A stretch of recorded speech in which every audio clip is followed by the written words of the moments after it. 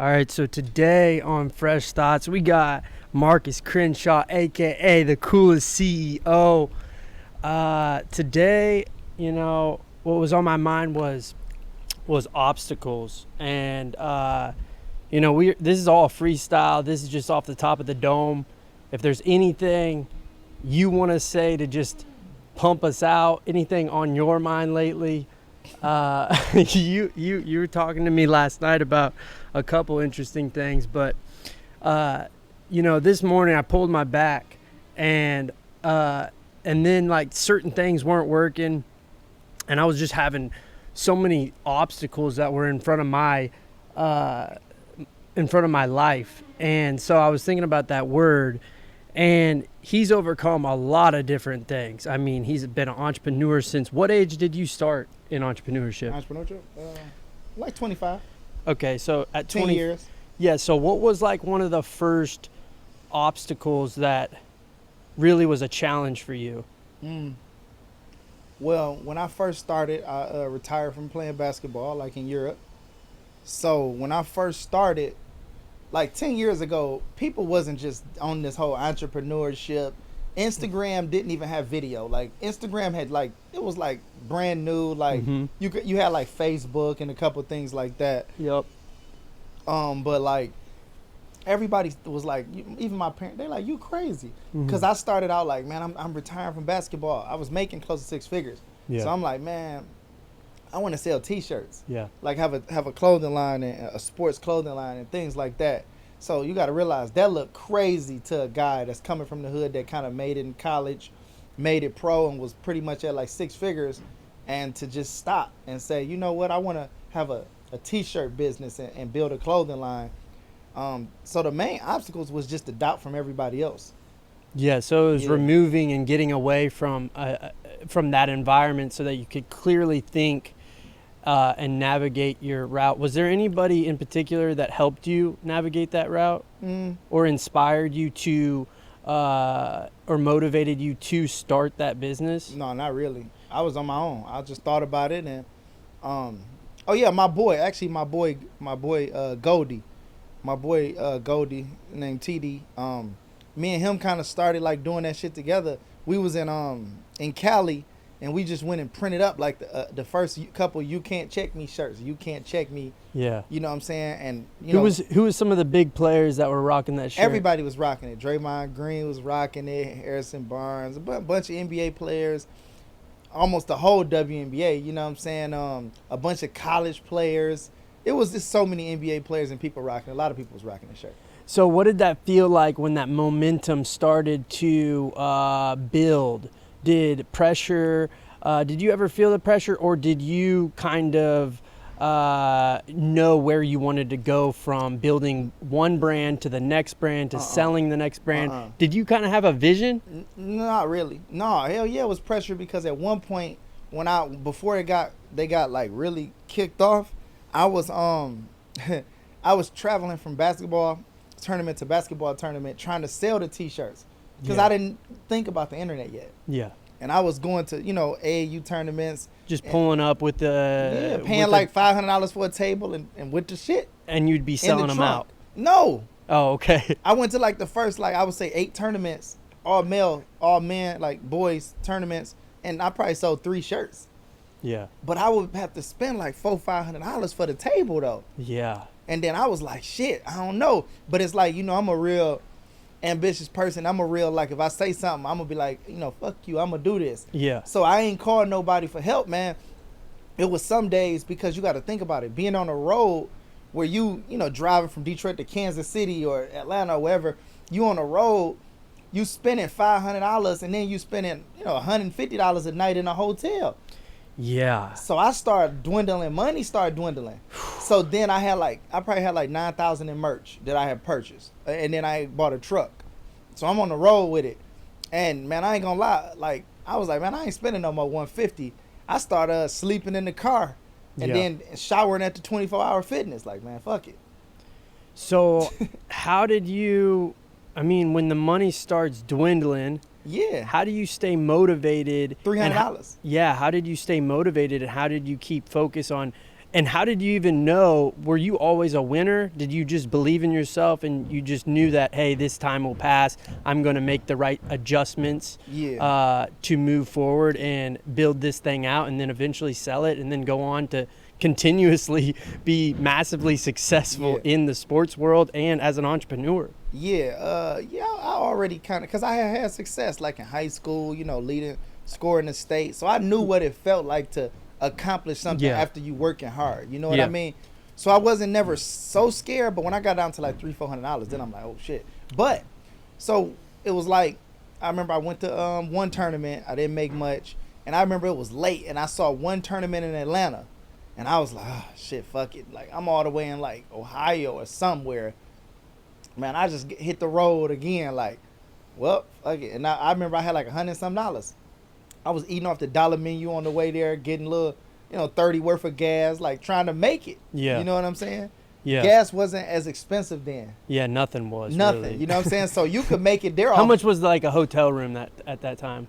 Well, I was trying to live luxury. It's like $150, but a regular hotel was like luxury. $80. Yeah. $150 was luxury. Now it's like $700. Yeah. So then look, so I go to Atlanta, right? I get there.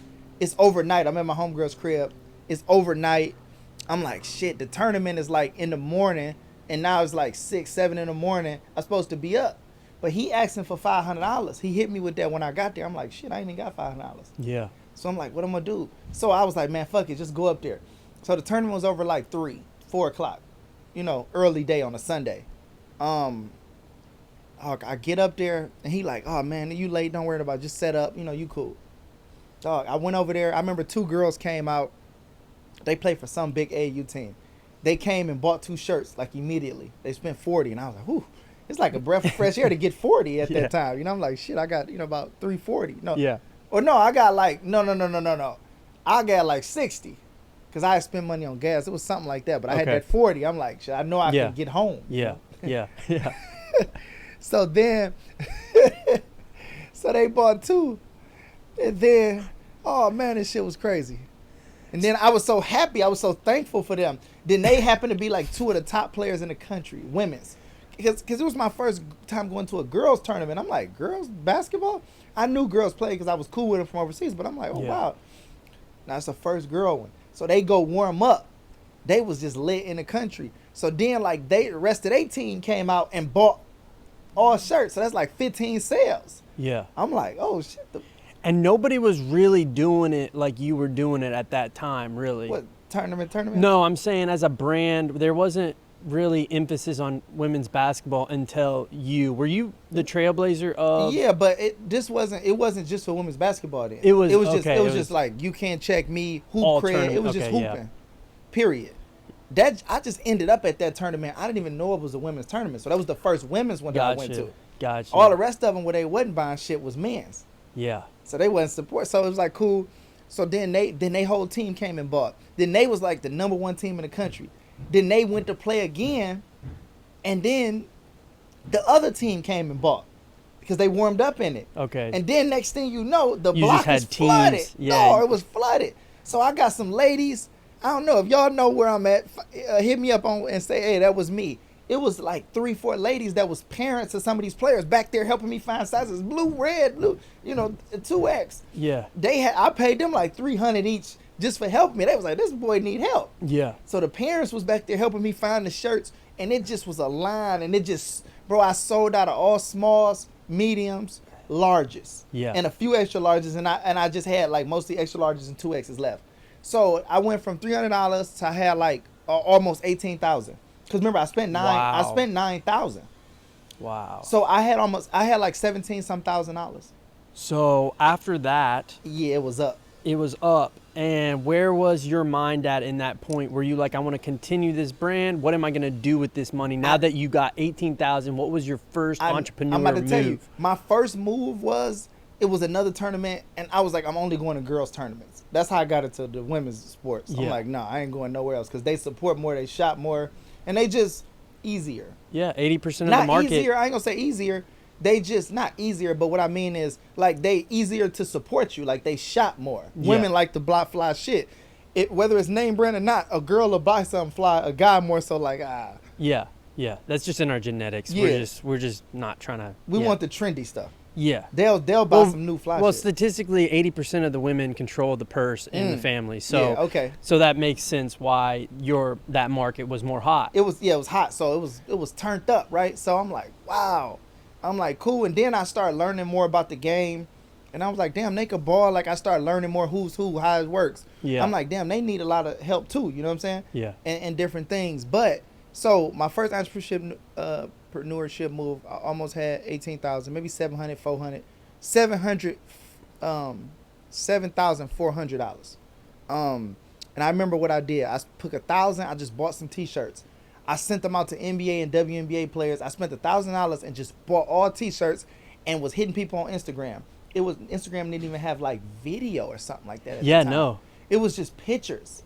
Yeah. I just sent them all out. No stories or anything. It was No, just yeah, it was just DMs. But and like if you had like 100,000 followers, you was lit on Instagram. Because I had like 10,000 and I was lit.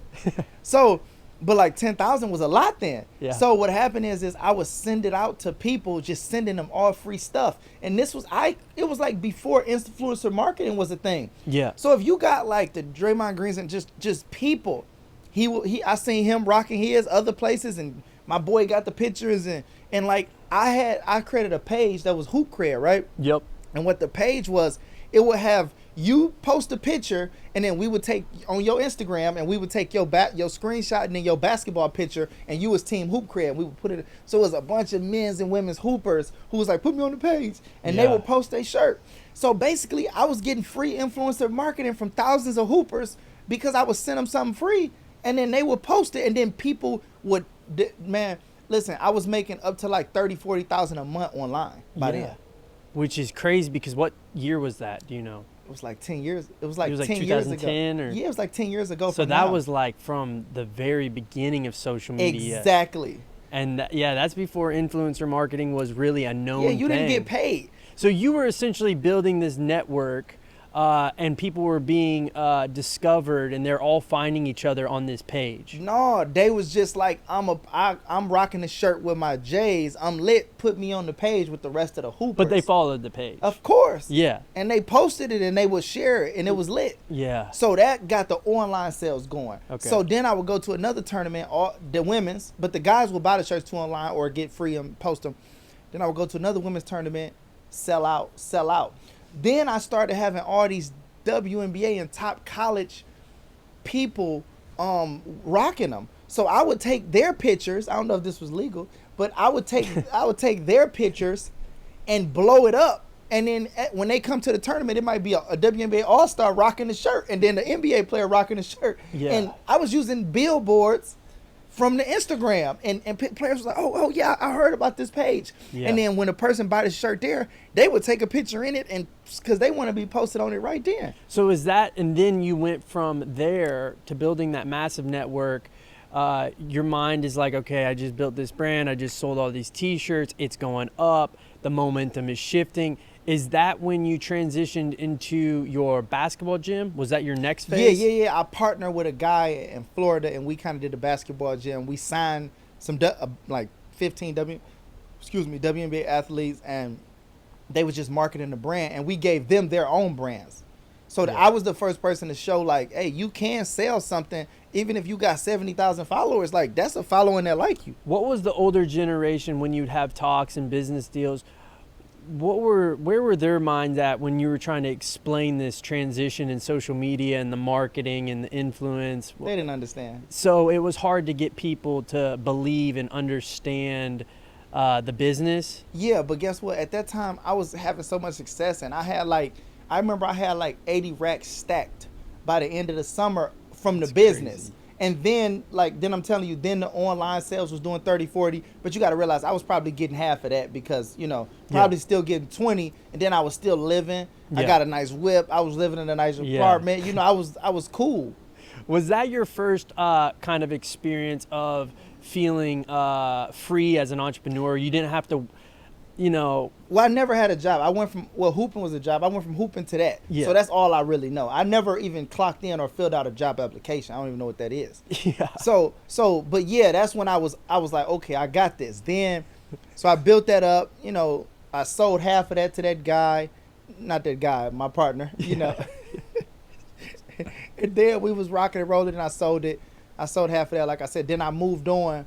I made money. I moved on to the She Hoops Network, and that's when I was like, yo, it's no platform for women's hoops to just live, and you can sell stuff from it, and then you can bring exposure because ESPN don't cover it.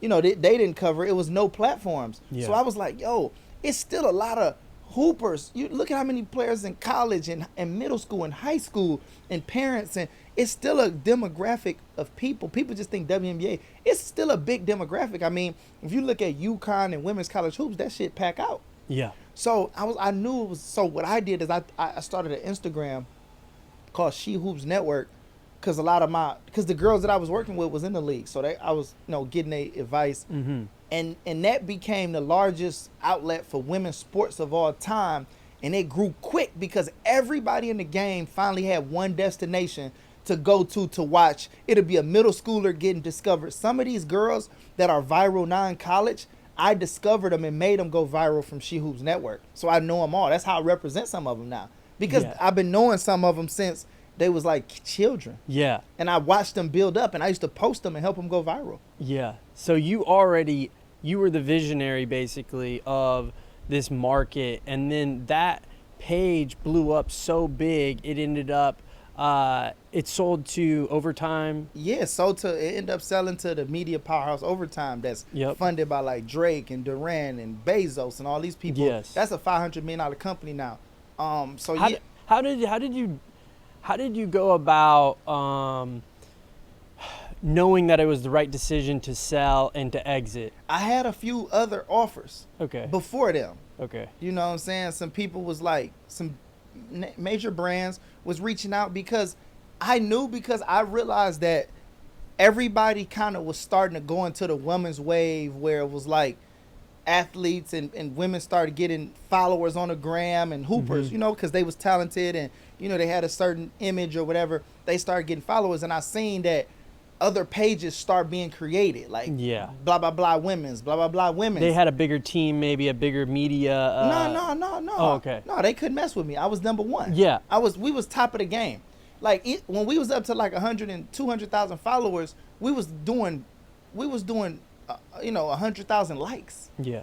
Like our engagement was like 90. Blowing people out of the water. It was ridiculous. Yeah. So I just knew it, because then what happened is I was loving it, and I knew Overtime was putting so much resources into their stuff that if I get a couple shares, also money, and get a couple shares, I knew that they could possibly take it to the next level, because then a lot of my friends was like, yo, represent me, be an agent. Yeah. Like some of the players and different things. So I linked with this one guy, and he was like, yo, you should be able to be an agent. So at one point I had She Hoops, and I was a recruiter for a sports agency.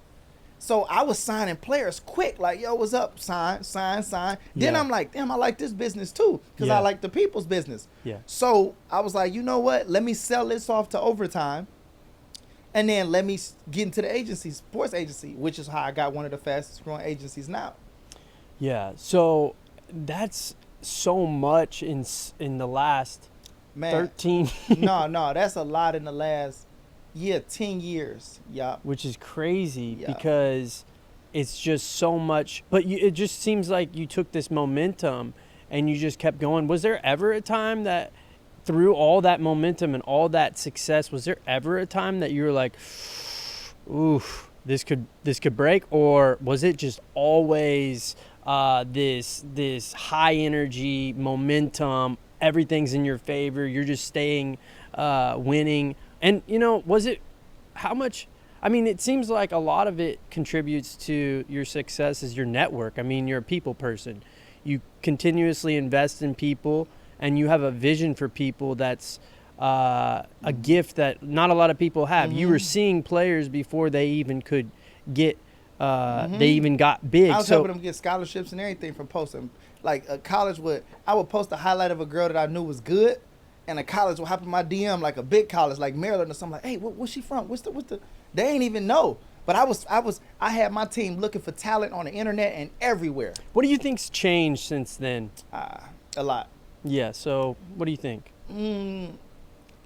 as far as the media companies, just like Anything general, that's changed in the well, landscape well, that really stands yeah, out to since you? I've sold my company, when I look at the new medias, it's not to get it was the what I used to call my thing was the number one exposure outlet for women's basketball. So I don't care if you was in the WNBA, I don't care if you was in college, I don't care if you was a middle school hooper, if you do something nice, you cross somebody, you make them fall, you drop 40, we was on top of everything. It was more about getting the athletes promotion because I was like, they don't get no promotion. So I just wanted to build the biggest platform to get them promotion. Now pages kind of just post the same people because they're all about clicks. So they want the clicks or the advertisement or whatever. So it's a totally different, all of them. It's a totally different energy behind it because I was taking I was posting unknown people trying to get them famous, and they was. Yeah. So I think a lot has changed. Just the game, more people investing in it. So it became more about money, I would say, than the game. A little bit. Has it been harder to really scout talent and recruit talent because maybe some people's perception looks better than what they actually are? Is that a thing? Talking about from online? Yeah, some players maybe just posting all their dunks, all their their crazy stuff. Are you talking about Marcus from a media man perspective or from a sports agency owner perspective? From Marcus's standpoint, from your viewpoint, when you're looking at talent and you're looking at people and you're discovering people online, is it harder to read because you're so good at picking the vision of players and you're able to kind of see their natural talent in their highlight tapes? Is it kind of harder now that there's more editing, there's more Yeah, it's definitely more hype than game. Yeah, So do you spend a lot of time really going to see these players in person? Yeah, me or somebody from my team, I like to go see because it's like I've been at games, man. Whether they male or female, I've been at games, bro, and I watched it, and I watched a player might have like a decent game, or and they might lose whatever. Then I'll go and on the internet and. The highlights of the game will be so crazy, and I'll be like, damn. Yeah. But it wasn't like that when I was watching the game. Wow. And I'm like, wait a minute, I gotta go watch these games before I recruit players so I can see who's really what. Yeah. Because it's like if they hit three, let's say they hit 4 threes or 3 threes in the game, they might have shot 13 of them. You see what I'm saying? And it might have been like, damn, that was a bad shot. Okay, he hit that, but damn, 3 more bad shots. But then when you see the tape, it's like 3, 3, 3. Yeah, they look and you're great. like, wow. Because I'm impressed by watching it, but I was there and I'm kind of scratching my head. Yeah. So that happens a lot. Yeah. And so that's kind of one thing that's changed from the time you started is just the finding the real true players versus the it wasn't this many people marketing themselves online like that. Yeah. What do you see, because things have changed, is there still hunger, okay, let's go into a little segue into like a little bit of NIL, because that's kind of changed. What's your thoughts on name, image, and likeness? We were talking about last night how important image is. Yeah. What is your thoughts with players and this name, image, and likeness? Is it a distraction? Is it good? What is your real thoughts on NIL? I like it because I don't think it's a distraction. I mean, if you let it be a distraction, maybe it is a distraction to Have some you people. seen any cases like that where? Yeah, of course. But I've seen cases like that before, when just being a high school basketball star was a distraction. So anything can be a distraction. You definitely need a good team around you because it is a lot of fame that can come from that online, and that is different. That is different for the first time in history. But I really think NIL is good because I watch people benefit from it. I watch people help their families. I watch people get big endorsement deals, and then high school and other people like media companies could make money off of them. Mm-hmm. They posting them to make money. Yep. But it's like now they can make money off themselves. Yeah. So I feel like at the end of the day, I don't care if you're 10 years old, you're 3 years old, you're 4 years old. I think if you have some talent and people like you, you should at least always be able to make money off yourself. Because it's yourself. How can somebody else say, just because you go to this college or just because you go somewhere, You can't make money off of yourself, but I can make money off you.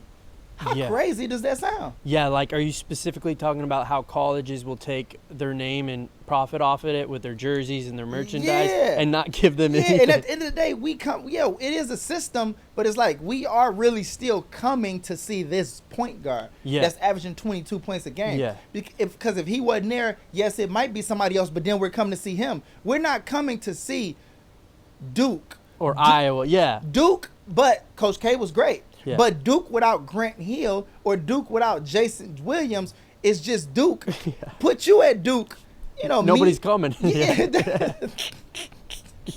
100%. So it's not just Duke. Now they built something great, but it's the players. And then the coach had a brand that was cool, but a coach should get NIL too. Ooh. Coaches, That's some interesting. coaches get NIL, but the coach should get NIL too. Because if the coach is a superstar, get him some deals because he's visible too. Yeah. Yeah, like Coach K Yeah, and all of them. all the Izzo, college. everybody. So Don Staley, everybody should get NIL. You should always be. I don't care if it's a. Listen, if my daughter who is 8 months does something and goes viral, she should be able to make money off herself. yeah, it's her name. Nobody should be able to say you can't make money off of yourself and who you are. So I'm happy that at least this came. Because can you imagine how much money Zion Williamson and all of these players, they would have had so much millions that they might not even, I mean, you never know, they might stay in college longer. Yeah, like Reggie Bush, they took his Heisman trophy away. For just getting a 'cause- couple dollars. But I mean, he packed the damn stadium out, 50,000, 20,000, how many other people? He made Yeah. them hundreds of millions. Yeah, and it's so weird that the college won't give his Heisman trophy back because everybody knows he won the Heisman. Exactly. And now it's like with NIL, it's like, oh, that's illegal. Oh, but it's not illegal for me to go get my brains knocked out. And if I get a career-ending injury, you just sit me to the side after y'all made 100 million. So that's whack. Yeah. I like it now better. Yeah. They can get money. Yeah, that's super interesting. I think with all the changing landscape and everything you've done up to this point, is there any thoughts off the top of your head that you're thinking for in the future? Anything you'd like to see? Anything that's just kind of lingering in your brain that you want to get out of your system, out into the universe? We're coming up on 28 minutes, so Yeah, we can wrap this up. Yeah, I'm starting a new media outlet. Yep.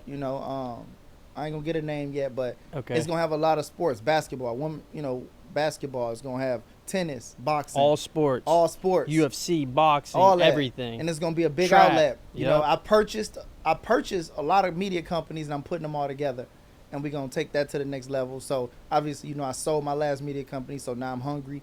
I'm getting back in the media game. I like the media. I like that. I like how it works. Yep. So I'm getting back in that. I purchased some companies. I'm just chilling. I started a family, so Yep. I'm just kind of like, Congratulations. thank Yep. you. I'm just kind of like building my life and doing my thing and doing things that inspire me, and staying up. Yep. That's it. That's dope. This was Marcus Crenshaw. This was Fresh Thoughts. Make sure you follow him, tap in, watch the success. He's just gonna keep winning, folks. At Coolest CEO. At Coolest CEO. Peace. Peace.